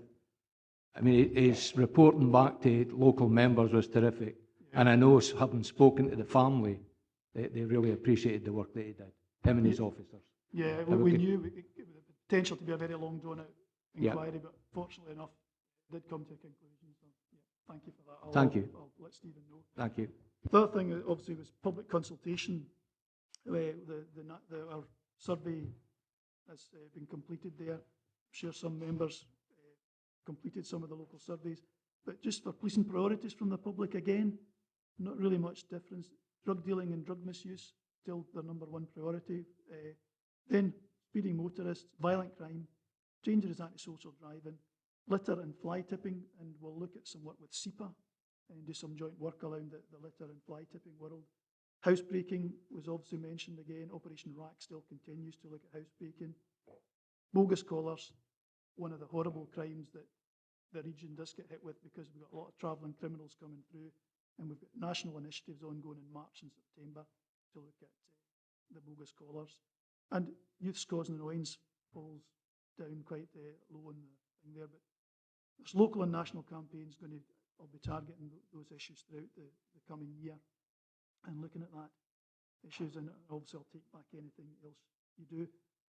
We mentioned local policing plans, and the feedback we're working to is the local policing plan, and we've got multi-member ward plans, but what we don't have is area committee plans, and you sit in your area committees, your area committee reports. So we're looking at liaising with the area committees, pulling together an area committee plan, trying to tie it in with our local policing plan, area committee plan, and we're more information will come back up. So that's work that's ongoing at the moment. Recruitment, just a quick one, still ongoing, still recruitment. 21 new recruits since Police Scotland up to the end of December in the Dumfries and Galloway area. 8 were formerly special constables, they're now full-time officers. So if you know some good young people that are still interested in a career in the police service, they're still recruiting. And he's been there and done it, got a t-shirt for that. So stop search was mentioned earlier on. We have the highest rate of positive stop searches of Police Scotland in the region. We've always been in that very high 20s and sitting at 32%, which would tell us we're getting the right people, right place, right time. In the main, comments accepted will be subject to scrutiny like anybody else around that, but very positive stop search. And I think because we're a small local area, local officers, they know their public, and therefore they know the people to search, who they should be searching. So I think there's a lot of positive. I'm not saying it's always right, but I'm quite confident that in the main we're getting stop search right in Dumfries. But we'll continue to look at all the advice and guidance regarding that, and particularly along the legislative side of the stop search. And I'm sure Councillor Blake will agree, when he was a young police officer, when you got a juvenile, you took them to their parents. If you're going to search them and deal with it that way, or you brought them to the police office and made the parents inconvenienced to come and pick them up, as opposed to anything else. The 101, I'll certainly have a look at the 101 if there's calls. The thing is, the people taking the calls are certainly in a call centre and taking them, but it's still the local officers that have got that local knowledge when they're responding to the calls can feed in. And the local people in the contact centre and the control rooms can contact those officers for advice regarding local information. But I'll also speak to Mr. McCormack, who Mr. Barber mentioned earlier on, who's responsible for contact command and control division, and just see if there's anything we can do to improve for local. Thank you very much. Thanks, Bobby. Just on the 101, I hope it's a situation that doesn't happen again, but I had a constituent phone me once, and they were told that somebody crashed into his car in a car park on Saturday night, and he was told by the control centre that we don't go to things like that nowadays, but I'll give you a number for your insurance. And really what a disappointment. I think I've actually brought it up before, but I would like to think that wouldn't happen again, because that was something that had happened twice before and was really investigated. And I don't think it's proper practice just to say, we'll give you a number for the insurance and not send any officers. So I hope it's a thing that wouldn't happen again. I would hope so. Okay, members, any questions? We've got Councillor Blake. It's okay, it's quite an easy one this time. You mentioned the area committee plans. Can I ask you to bear in mind, it's probably just, in fact, it does just affect members in Abbey Ward, that our ward splits between Nithsdale and Sederunt, and obviously we've got a difficulty with crime figures as far as that's concerned. That's one I'm well aware of. It's one when we get it's because the figures are built from the bottom up, looking at multi-member wards, then area committees, then so yeah,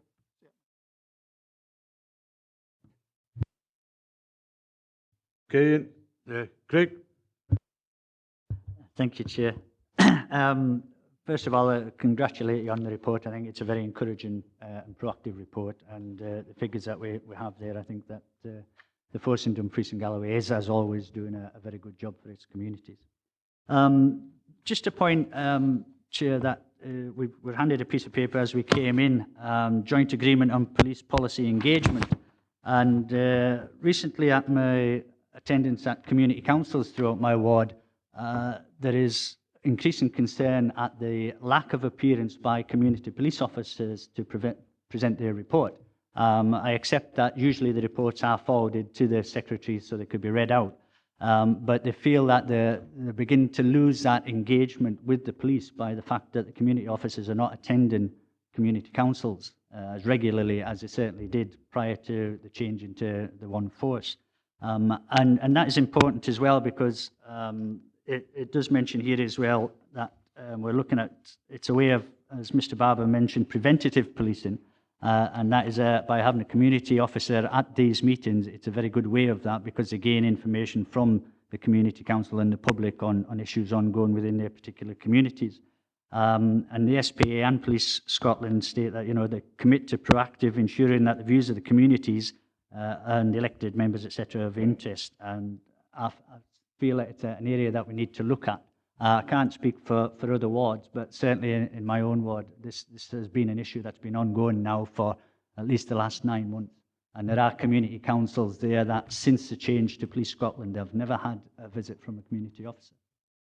Councillor Peacock, I'll take that up because Councillor Blake also raised it for one of the councils earlier on, but via email, and hopefully we've addressed that, but I'll address the ones in your area as well to make sure that you get a representative.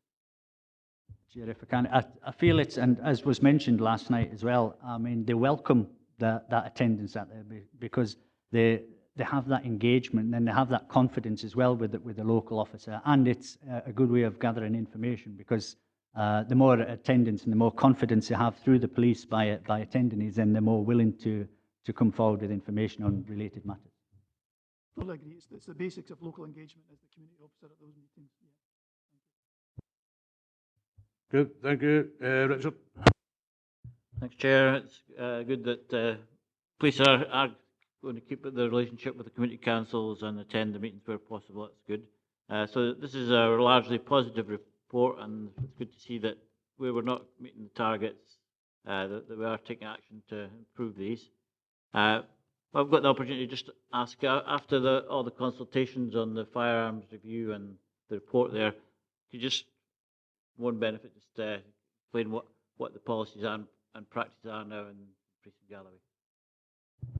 In relation to deployment of firearms officers? Well, you'll be aware that the standing authority has been upheld after the last armed monitoring group, so the officers are still carrying their sidearms and their tasers at the moment. But what they are not being doing is deployed to normal duties. So if the officers are out in patrol and they come across something, they'll have to deal with it because it would be wrong for them not to, and the public would expect them to deal with it. But they won't be sent to a shoplifter or a housebreaking wearing a sidearm. It'll only be if they came across. But you'll be aware of the current terrorism threat facing the country. Armed officers are spending most of their time deploying what you call iconic sites, critical national infrastructure sites, checking those and doing normal. But at the moment, they're still carrying their sidearms. That'll be every quarter when the Police and Monitoring Group meets, that is reviewed to see if the threat assessment meets the need for them to continue to do that. Right. Thank you. Could I just add that there's now an SPA representative present at that quarterly review? That's that, Brian. Richard? Just, you think that, is that going to impact on your resources, that the deployment of your men that way?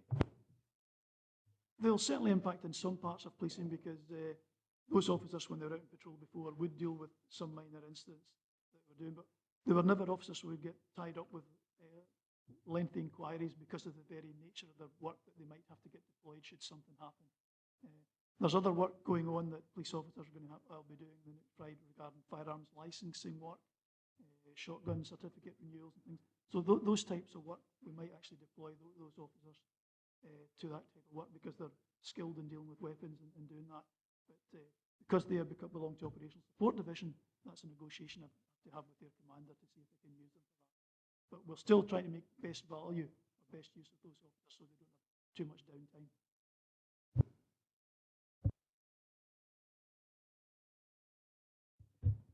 Thank you, Chair. It was actually just to ask you if you could provide a little bit more detail on the proceeds of crime in terms of the assets seized and restrained.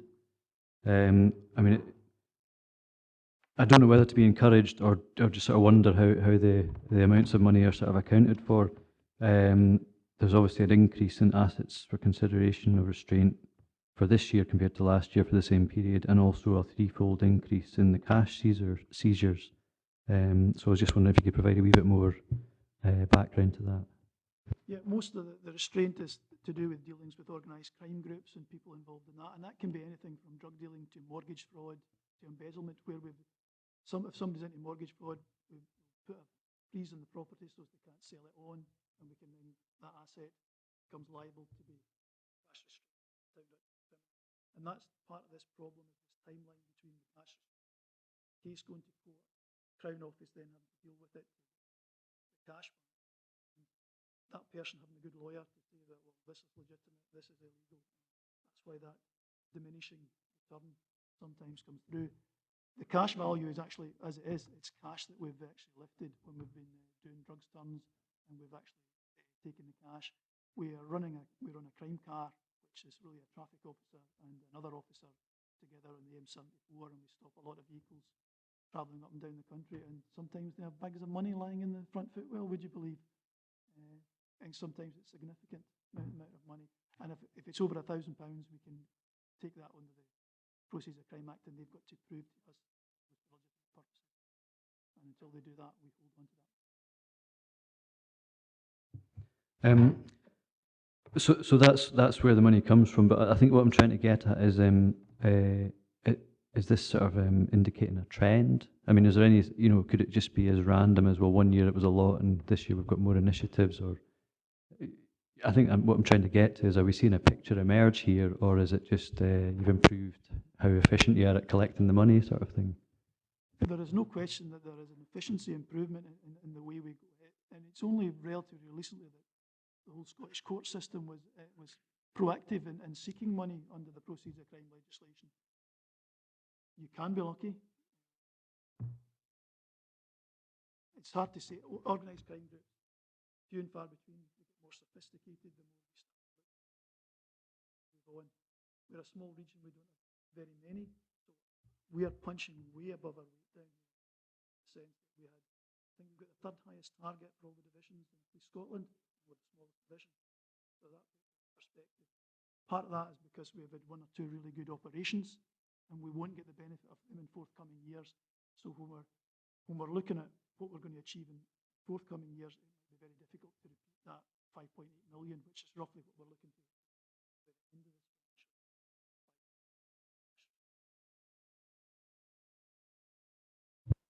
Run it. Yeah, thanks, Chair. It's at the bottom of page 23, and it's improve road safety through enhanced programme of inputs and initiatives targeted at vulnerable members of the community. And the reason I asked that is, I don't know about other members, but I regularly get emails from people campaigning for 20 mile an hour everywhere. I know certain around the schools that we have that already. I've been to council a long time, and one of the biggest complaints used to get was boy racers, and that's diminished. And I know that myself, where I live is a bit of a racetrack. It used to be. The question I'm asking is, how do we capture pedestrian casualties? It's not in here. I can't see it. It's all road. It's just car crashes, seriously killed. But if somebody's knocked down in the town, how do we capture that? So that if there's a hot spot, that's something we might look at, putting a 20 mile an hour. Because it's got to be based on evidence, and I just wondered how we captured that. Yeah. Every casualty accident is all recorded, and we can get that information. We've had no fatalities from pedestrians this year. Quite unusual. A growth area is elderly pedestrians as being the victims when you look at the whole casualties throughout the country. And the 20 mile an hour speed limits. Sometimes when you actually start to analyse it, speed's not as high a thing as you think in some of the areas, and it's got to be enforceable. It's not really worth it. First thing, so that's why a lot of them are advisory 20 mile an hours round about the schools. They're actually enforceable, unless of course the council have put legislation in to make them. Well, and sometimes that creates more problems for the people that complained about the speed, and they then complain about the noise of the vehicles going over the bumps. So it's a difficult area, traffic calming and reducing it. We've had one or two pedestrians had been involved in accidents.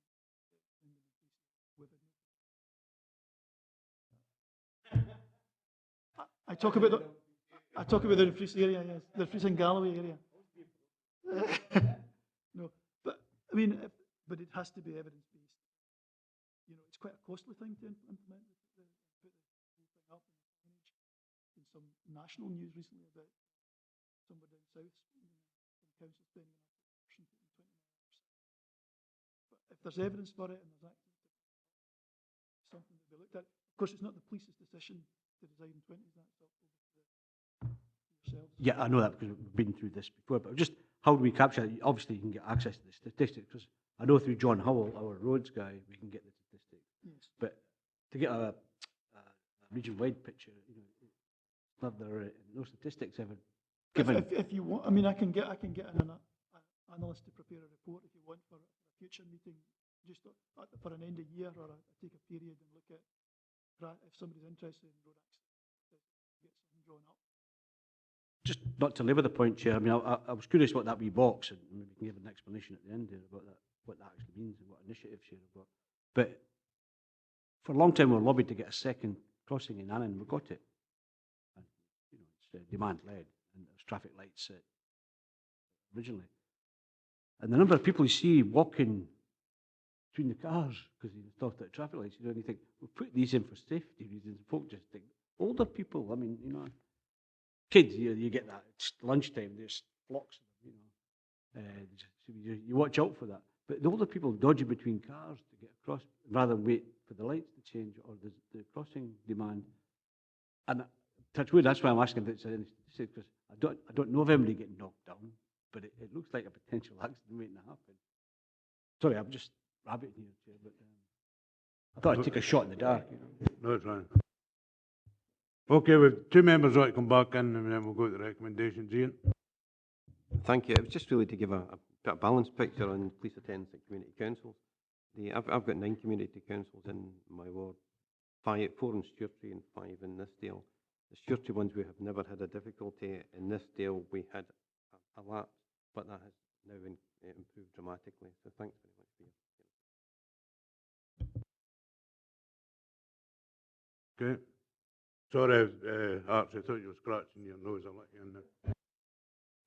Why am I no surprised that's here? I'm going to 2 questions, Bobby, and one's going to be one side of the whole extremity cover, and one's going to be the other side. First of all, you've heard about national priorities and local priorities. What input do you have as the local commander to the national priorities? And the second question is, I received an email about locally held artefacts that police have got on display somewhere in the Dumfries region. And somebody came down from Glasgow or Police Scotland nationally to pick up these artefacts to put them into a museum on policing stuff. And one of the email that I received was they shouldn't be doing that because it was given, voluntarily by police officers on artefacts that are pertaining to the police, and where do we display them? So two different, totally different questions here, but hopefully the local artefacts will be volunteered, will stay in Dumfries and Galloway on display, wherever they are on display, and not going to be taken. Just as far as national priorities, we've just actually been doing some work looking ahead to next year, and we've had 1 or 2 workshops nationally where all the commanders attend, and the senior analyst for the force chairs runs the facilities meeting, and we look at how we're performing this present time and what our priorities are for the time. After that, we went to local meetings for the West, where the commanders from the West meet, ECC Nelson Telfer, and we're looking at what should we put forward, what's achievable, because anything we do is going to be achievable next year, and we get an input into how we think we can achieve. There is this thing where you've got to watch, you don't want a postcode version, because if you want this detection, so we get a say, and that's why also we get what are the local stuff we want to bolt onto that. Well, the local stuff here is drugs, again, as we said, and number 2 is speeding motorists, and we'll still focus on them. So the local policing plan can address any issues you as a committee decide to put forward, within reason, of course. But you'll find that our local priorities are not much different probably from the national ones at the end of the day. And the museum stuff? Yeah, there was some museum stuff, I believe. Recently, there's curator, for want of a better word, for Police Scotland. He's a retired person, doesn't get paid, that was looking to pull all the bits and pieces there. But yeah, if there's stuff displayed locally, we can display it locally. But the thing is, nothing was to go to waste and destroy. The idea was to keep it. There's no way anybody's going to deprive the Dumfries and Galloway of any artefacts. Just to come back on that, the information I got was from a previous police officer who, you know, and most of the complaints you get from Police Scotland are actually from previous police officers. That's my opinion, eh? Thank you. Stephen, I'll let you back in, then we'll go to the recommendation. Thanks very much, Chair. It was just a quick question on, obviously, the priorities to promote the safety and security of the region. But one of the things that continually and repeatedly, with great passion, gets raised at community councils and with residents in Annandale North, and I'm sure the rest of the region as well, is to do with inappropriate parking. Now, obviously, there's no designated traffic wardens, as it were, and we don't have a decriminalised. Well, not in the rest. I mean, I know there's elements in Dumfries where there's sort of council patrolled car parks, etc. But could you tell me how you feel about that in terms of how that's affected your activities recently, and how that's something you could maybe address, given that you'll have other higher priorities? I think you've almost answered the question there in some respects with other priorities. If parking is dangerous and causing obstruction, it will certainly be dealt with. We won't go looking at bays and looking at times people have been there because we don't have the resources to do that. But if something is dangerous, it's certainly dealt with.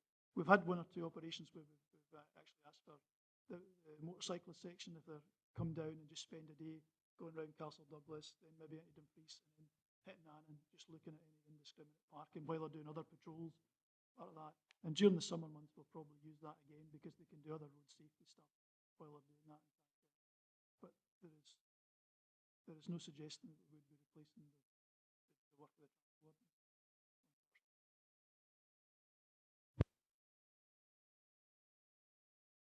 Okay with that? Yeah.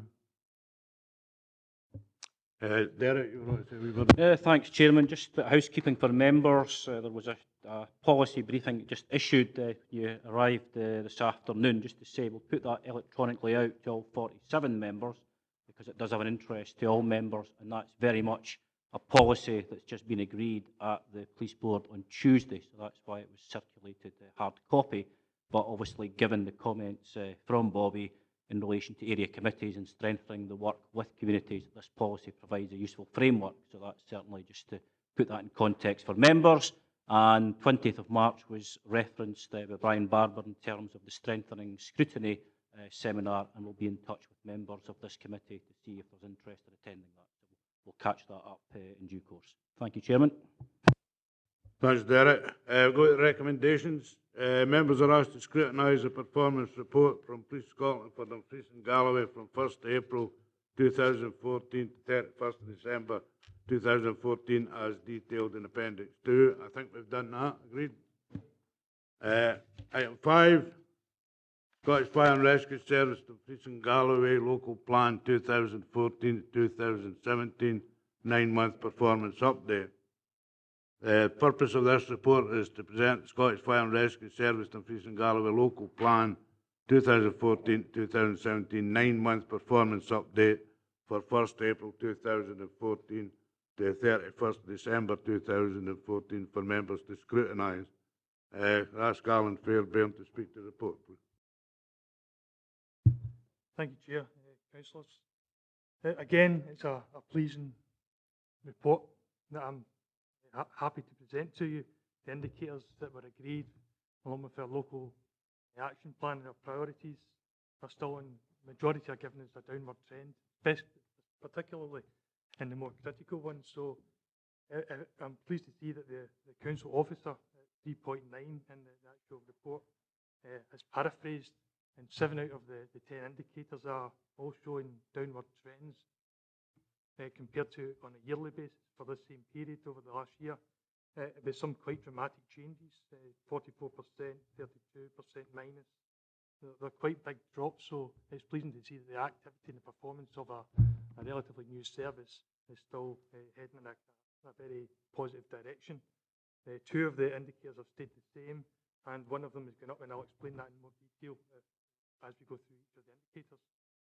If, with your agreement, Chair, if I could go through some of the indicators, I'm hopeful that the agreed format that was agreed when we first put in place the scrutiny performance agreements, and the format of it is giving members a really good picture, both in terms of the numbers and the trajectory in various ways, and also the commentary underneath gives a bit of context to that as well.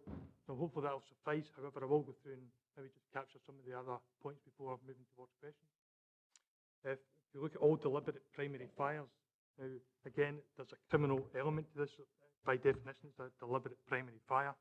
There has been low numbers, very low numbers for it, and there's been further reductions, which is good to see. And that can only be down to the partnership approaches taken with our colleagues in Police Scotland, working with local authority community planning partnerships to address these issues. And also, if we are capturing anybody who is caught and prosecuted, we are publicising it to act as a deterrent to further anyone else that has those ideas. Over those first 2 quarters, so period 1, period 2, there were 14 deliberate primary fires. It's a reduction to the lowest average for the same period over the previous 5 years, which is a really good news story. Really good news story. And if I just break that down slightly bit further, 4 of these deliberate primary fires were vehicles. And you could say that that may be down to the economic climate, insurance claims, people maybe trying to fraudulently claim for a fire for their own vehicle without going into detail about any particular one, but that certainly has been an indicator or a reason in the past. So it gives a bit of context to that, but it's a good news story on deliberate primary fires that the work in partnership is going down. On to all deliberate secondary fires. Again, it's a crime. Secondary fires, just for members to reiterate again, it's really down to refuse, rubbish fires, grass fires, which have been deliberately set. P&P activities, prevention and protection activities. We have themed action campaigns. So we've just came through the winter campaign, which included bonfire evening and the winter campaign, giving out various safety messages for elderly, for cooking, for lighting stoves, fires, etc. And also at the same time tying in with the younger element, young persons, in terms of educating them the dangers of fire and what the implications are of lighting secondary and antisocial fires. Again, working in partnership, it's relatively low numbers, other than November, where there is generally a slight spike, but that is down to bonfire evening. However, again, I would just reiterate that those low numbers consolidates the impression that antisocial behaviour and across Dumfries and Galloway has been effectively challenged by both fire service and our partners in Police Scotland. If I could move into one of our main, our bread and butter one, is accidental dwelling fires. It's in many other areas of Scotland, it's been a challenging area for us. In Dumfries and Galloway, it's remained relatively static over the last 5 years. However, I would say that the severity of fires has gone down, and that can only be, or we believe it to be, attributed to education and prevention activities, but more so the provision of home fire safety visits, giving that advice, and where it's deemed appropriate, the provision and positioning and fitting of detectors to give an early indication of fire. One that gives the householder an early indication that something is going wrong, or indeed one of the relatives who can then instigate the fire service to attend. What that does is both allows them to either get out early for us to intervene if that's required, and subsequently the range of injuries and subsequent damage to premises and property is subsequently mitigated, and that's a really good picture. Just for some, as an additional thing, some of the Scottish Government just provided statistical indicators for fire service in terms of home fire safety visits. They were just published on Tuesday, and I forwarded them to council officers because it is quite a lengthy document with numerous tables, but just a couple of the highlights. For Dumfries and Galloway, we carried out 1,433 home fire safety visits in the region last year. Of those, 1,046 was with the provision of alarms being installed. So over 1,000 visits required smoke detectors to be installed, and some of them were multi-detectors. But of those visits where detectors were installed, in total 1,849 smoke detectors were up in people's houses. So you can see that gives a really good positive picture of our activity in terms of prevention, trying to safeguard our community. And also, it does, however, give early indication of a fire, and then it's reported where it may have gone unreported in the past. That ties in with it's very challenging to get the number of dwelling fires down, but so we're seeing more of them and we're attending more of them.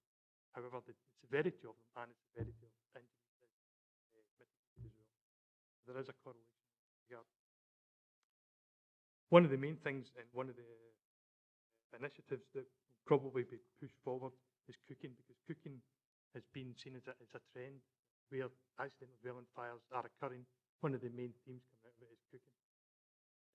There may or may not be attributary factors where distraction or there may be alcohol and intoxication being involved as a secondary consequence or indicator on that.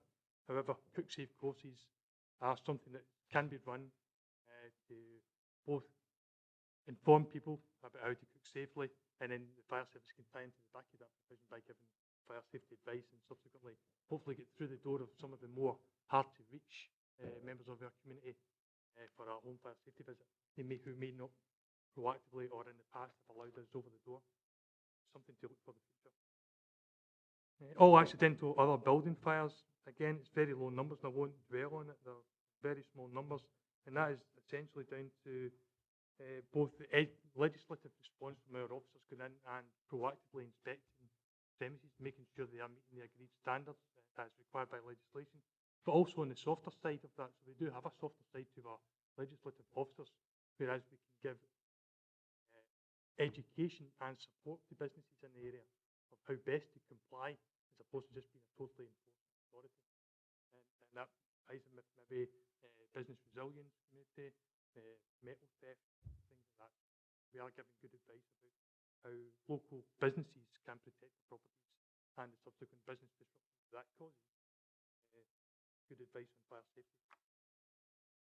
Fatal casualties for Q1 and Q2 were, again, happily recorded zero. The statistics that I'm giving to you today are for Q1 and Q2. That's the ones that are clarified and validated.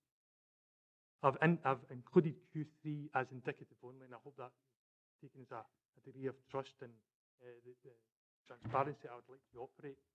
Those numbers, although they are not validated, I can give them for Q3. With regard to fire fatalities, members will be aware that sadly we've had 2 members of our community involved in fires which has resulted in a fatality. They are still with Procurator Fiscal, so I wouldn't like to comment unduly of them. However, if there is any lessons that can be learned in the subsequent case conference, once that agreement has been allowed by the PF to conclude those investigations, those case conferences, any actions that are taken will be done in a multi-agency approach. Non-fatal fire casualties, again, this ties in with the indicators for dwelling fires. Total of 6 non-fatal fire casualties to report at the half-year point, 50% reduction on 2013 figure. And it's just, it really is, we can't in isolation as a fire service stop accidental dwelling fires. It's a multi-agency approach. It's colleagues with our housing association, having proper protection in place, is it sited properly, if it's sheltered housing, working with wardens to give education and other support to them. So it's a continual progression of multi-agency approach towards reducing prospect of harming their community. And finally, really special service road traffic collisions. It ties in with maybe some of the work that Bobby's working with our colleagues in Police Scotland. Our main role in this, other than intervention, is the education. We don't have any legislation really to assist us on this, so we are purely down the education, and that's something we seriously. But we do it in conjunction with our other colleagues in the road traffic policing side of things and the local authority road safety camera partnership. Just as an aside, I've got some stats on road traffic collisions for Moura. Of the 29 recorded RTCs that were published, 6 of them we attended and recorded them, but there was no action taken by the fire service. 3 of those, the only action taken was to make the scene safe, so putting in our appliances into a fend-off position, slowing traffic down, just to make the area safe. 13 of them were only to make the actual vehicle safe that were involved in the accident, so disconnecting batteries, making sure that they weren't causing an additional hazards. And of those 29, 7 required the fire service to make an extra case. So just giving you a bit of context, that although we are attending 29 road traffic collisions where our intervention was required, it's only in 7 of those instances.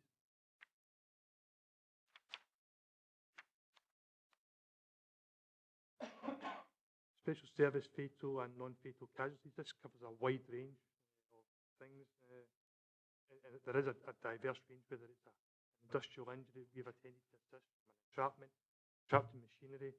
So there's no real correlation. There's no themes coming out because the numbers are so small. False alarm and malicious. Again, although it's something we don't like and we're always challenging it, our new control system, new command and control, we call challenging all the time now. And that will only have, is having a really good impact on challenging if we suspect there is a malicious call coming in.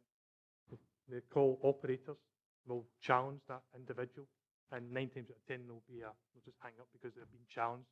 Therefore, there won't be a mobilisation which causes undue necessary distress and danger, essentially, with blue lights applying to it. So those numbers are coming down. They're really, really small numbers, but we do challenge them as they arise. The one where you may see a large jump and you may wonder why there is such a jump is in false alarm equipment failure. Now, this relates to some of the legacy service policies and procedures that they applied when certain calls were coming in. Sometimes, as an example, and to make you aware, if we had a call coming in from some premise, say, I'll give you an example, a hospital premise, indicating a smoke detection had went off. If an appropriate person from the NHS or that establishment subsequently phoned local control and says, look, it's a false alarm, the service's previous policy was not to mobilise that, given that assurance that it was a false alarm. We have taken, the whole service has tried to standardise our approaches towards unwanted fire alarm systems. That's not a sustainable, safeguardable policy. Therefore, we have applied the policy for the rest of Scotland in Dumfries, and that's why you're seeing an increase in those. I'll give you an example of that. If someone had been welding and the detection goes off, so you've got hot metal working going on in a premise, soldering a pipe, it goes off. Quite rightly and quite innocently, the people in charge of that premise may quite say it's smoke from the welding. But what they might not realise is it's burning up inside the void behind the building. And that's why we will always mobilise, particularly to premises where there's a life risk, hospitals, care homes, sheltered housing. That's where you will see a risk. Now, the onus is on the service now, and my colleague Jim is part of his directorate to drive that down. It's about re-educating some of those premises management to address those issues. And that's why there is a spike. But in line with what's previously done in other areas of Scotland, you will see the trajectory going back down as education and changes to approaches and local policies and these premises start to change. I'm happy to take questions. Thanks very much for that report, Alan. Members, Ronnie? Really just to welcome it. But the only criticism, it's not maybe of you, it's we've got black and white. I noticed you had a colour. We usually get a colour supplement, so maybe if we're going to get this again, you know, it means nothing in black and white. So I was looking at yours, Gavin. Yep. Yeah, but you can see at a glance, it makes it easier for us. But other than that, Chair, sure. it's a good report. Sure we can make a note of that, right? Thank you, and it's, you know, interesting to hear the last thing you said about going to hospitals, and that, and obviously up in Edinburgh with the death of a patient in there, and I'm just wondering what information and learning that you're getting back down here on that. Given that it was a fatality, it's very early stages. It's a different area. It's in the east of the organisation. As such, once the procurator fiscals agreed that the circumstances of that incident can be released, a case conference will be concluded, and any learning that will come out. But it's very early days, so I don't have any information on it. Craig? Thank you, Chair. Again, I welcome the report, and it's encouraging that all the figures are really on a downward trend, and that shows the work of the service throughout Dumfries and Galloway, as you see, on education as well as other matters. Just a question that's not mentioned in the report, though, and it's regards specialist equipment and deployment of the specialist equipment that you have for your availability. And it's the likes of the equipment that D&G purchased for the service before it moved into a single service. The animal rescue hoist, etc., like this, the flood pods, because you'll have had attendance at flooding issues and such, but there's no mention of any flooding incidents within the report. And I just wondered if obviously we have had flooding incidents that the service will have attended. The animal rescue thing, well, I'm not sure. I mean, you'll be able to advise me on that, but is that an indicator now that's lost from our report? On this particular report, if it was agreed at the very early stages that these would be the indicators, but if there's anything more detailed that you'd like, because the numbers are so small, that's why I won't report on them. But if there is the need or the requirement or the request to include anything in more detail, it's easily included. But just with regard to the specialist equipment, you'll be aware that in December, I believe, we had a more less informal session to go through and the specialist appliance review and where the specialist resources for the whole of Scotland were going to be placed, because there is some changes for the Galloway area. I'm pleased to say I believe the return and the feedback that we had from the local authority colleagues and the committee were relatively favourable, because the changes were, the rationale for them was understood, agreed, and in terms of the animal rescue, that provision is absolutely still there. We have only this week, I signed off for one of my members of staff to go back down to central location in England to carry out and continuous professional development in that regard. So that's something that could have been told off, find a bit of savings, but it's so important, and the expertise that we have down here in our staff for animal rescue is something we're going to keep going. With regard to the blood pods, we agreed that those blood pods that were supplied by the local authority would be maintained. However, we would still have the provision and the requirement to deliver them to wherever they're required, using their vehicles to deploy the pods. Yeah, at the seminar, we did have quite a full presentation on the specialist equipment. I don't know if you have still have the paperwork on that. Would that be helpful? Yeah, because it was quite informative presentation, so it'd be quite useful for all members of the committee. Could I just add to that, Chair? Sorry, that was done as very early engagement. That's the way that was proposed and presented, that it was very early engagement towards our local authority partners. That was done across Scotland to see if this is our professional judgment on it, and we wanted feedback from all local authorities. Was it fit for purpose? That has all been captured now, and what you'll probably find is now moving to an implementation phase. That'll be done in a degree of consultation as well. It'll probably take between some things we can move very quickly and put into place and move resources and assets around Scotland, others are going to take more, up to 3 years. It requires equipment, procurement, buying, provision, training, and then into place. That finalised document from out to council, so it's probably prudent to wait on that consolidated document from out then send out. Yeah, that'd be great, thanks. Stephen, and then Ronnie. Thank you, Chair. Yeah, it was just a question on the RTCs. It mentions the cruise scene in the east of the region, and I was just wondering if you could provide a wee bit more information about that.